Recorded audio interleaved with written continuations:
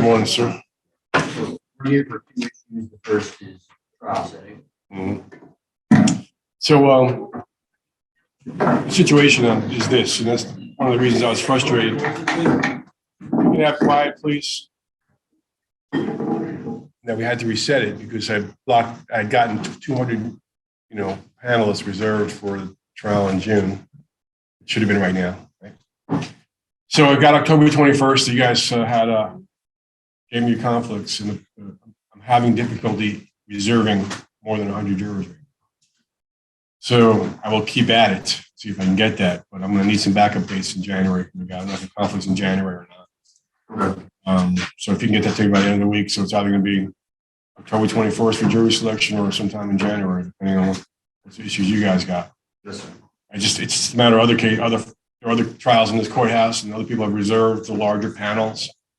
I had it for June. You guys came in and asked for an agreed continuance, so I gave it to you. So that's the situation as far as trial date. So hopefully we can get it done for October 21st to start jury selection, but if I don't have enough panelists, I'll do it hopefully in January. You want a date by the end of the week, sir? Yeah, if you can do that. Yes, sir. All right. What else? We are here on defendant's motion to compel the state to comply with discovery and list witnesses. I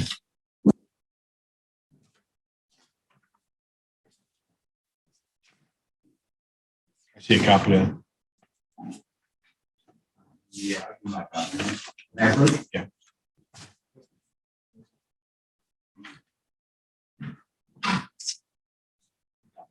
It's going to take more than 10 minutes. Now.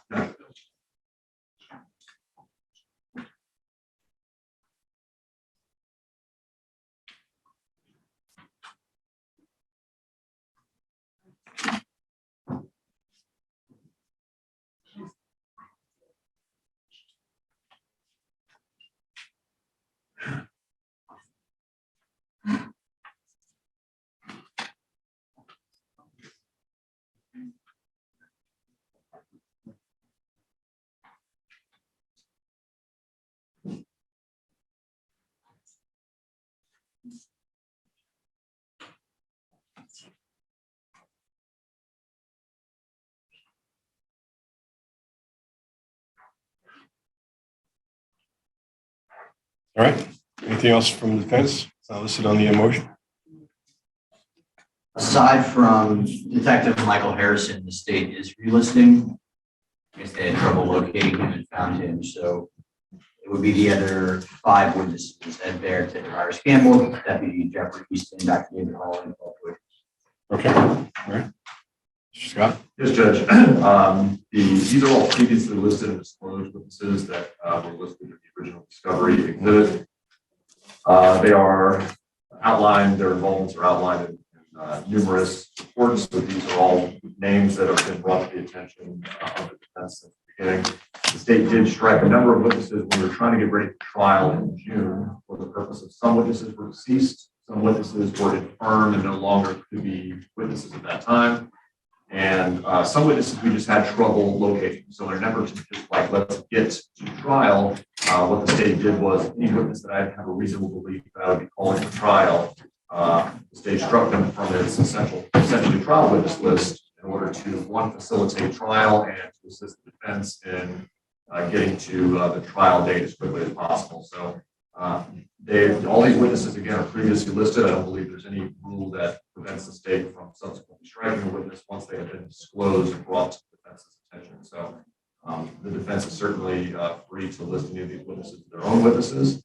The state has complied with any defense request to provide any addresses or contact information. So you've given them the addresses of these folks? Yes, and specifically the last individual that the defense asked about, Wellington, a Canadian citizen. The reason the state struck him is I have no way to compel him into the United States, but I have turned over his contact information, phone number, the number of the last point of contact, and I will continue to do so if asked by the defense. Any information they want about these witnesses, I'll be happy to provide. The point was to try to facilitate and streamline the path to trial. All right. And, Hold on, you done, Mr. Scott? Yes, sir. Okay. I respond. Essentially, what the state's doing is striking exculpatory witnesses and listing inculpatory witnesses and then saying, oh, well, we're doing the defense a favor. That's not doing us a favor. They're striking a man who confessed to the crime. The guy in prison? Yes. Okay. All right. Who they've been investigating for years now. They've flown to Maine, flown to Texas. Clearly they have enough suspicion to where they've investigated him and not the countless other people. Is that Barr? Barr, yes, Okay, all right. Barr. All right. Deputy or Detective Michael Harrison, who they did relist, Claude Poitras, who's the one person who put Sheila Keen Warren in the car 6 weeks prior to the murder, which would explain why her hair is in the car, which would give us a alternative basis for her hair being there. Dr. David Hall, who found that the flowers were, the leaves in the car were not consistent with the flowers bought from Publix. I mean, these are all witnesses they're all exculpatory witnesses that would help the defense. There's no rule that says the state can strike witnesses once it lists them, and that's complying with the rule. In fact, 3.220, I believe it's B1J, I could be wrong. It's in the motion, is the first paragraph of the argument section is the state's continuing obligation to comply with the rules. And the reason why that's there, that subsection, is to ensure they do certain things like provide the defense with better addresses. It's not, I mean, the case law is clear. I cited 2 cases in the motion that witness lists are not who the state intends on calling a trial. I mean, it's like in federal court, for example, it's a courtesy. The parties will reach out to each other and say, look, Mr. Scott, I'm not going to call this witness, just giving you a heads up. You don't get to strike the witness and relieve yourself of your responsibility to continue to provide a better address or information, especially when they're all exculpatory witnesses. I mean, the plain language of the rule is clear. They have to list the witnesses. The state has consistently relied on the deposition rule, which is a separate rule. States, you can depose whoever we want, which has nothing to do with their obligation to list. And the last thing I would say is they've never listed it. So Mr. Scott's statement that, By the way, good morning, Mr. Keen Warren. Good to see you there. that they've listed all of these witnesses is simply not true. Okay. All right.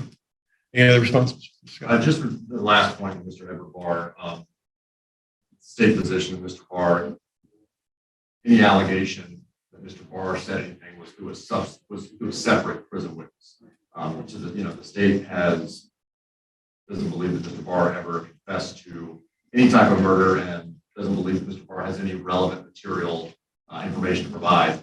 If a separate witness said that Jimmy Carter confessed to being the clown murderer, it doesn't make Jimmy Carter a witness. So that's the state's response with respect to Mr. Barr, and I'll stand on all the previous arguments.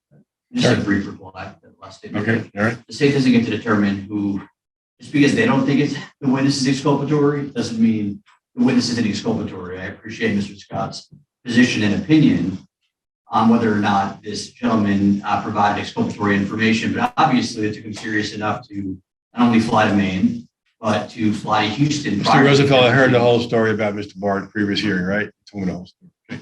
I'll reserve ruling on this. Get one wrap. Anything else? Nothing further from the state. No, All right. Good to see you all. Have a nice day. Thank you. thanks, sir.